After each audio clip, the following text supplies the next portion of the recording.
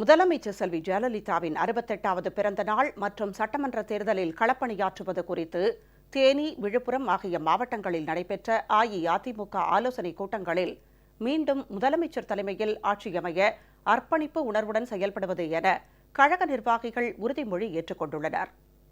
அஇஅதிமுக பொதுச் செயலாளரும் முதலமைச்சருமான செல்வி ஜெயலலிதாவின் 68வது பிறந்த நாளை கொண்டாடுவது குறித்து தேனியில் அஇஅதிமுக சார்பில் ஆலோசனைக் கூட்டம் நடைபெற்றது.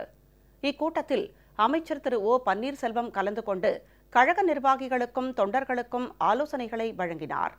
மேலும் முதலமைச்சர் பிறந்த நாளை முன்னிட்டு ஏழை எளியோருக்கு நலத்திட்ட உதவிகள் மற்றும் அன்னதானம் வழங்குதல், கோயில்களில் சிறப்பு வழிபாடு உள்ளிட்ட பல்வேறு நிகழ்ச்சிகளை நடத்த கூட்டத்தில் தீர்மானிக்கப்பட்டது.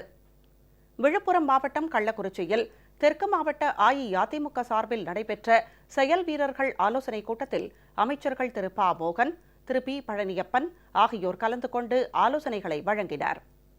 இக்கூட்டத்தில் முதலமைச்சர் செல்வி ஜெயலலிதாவின் பிறந்த நாளை முன்னிட்டு அனைத்து வழிபாட்டு தலங்களிலும் சிறப்பு வழிபாடு மேற்கொள்வதுடன் ஏழை எளியோருக்கு நலத்திட்ட உதவிகள் வழங்கி கொண்டாடுவது என்றும் வரும் சட்டமன்ற தேர்தலில் 234 தொகுதிகளிலும் அஇஅதிமுக அமோக வெற்றி பெற அயராது பாடுபடுவது என்பன உள்ளிட்ட பல்வேறு தீர்மானங்கள் நிறைவேற்றப்பட்டன.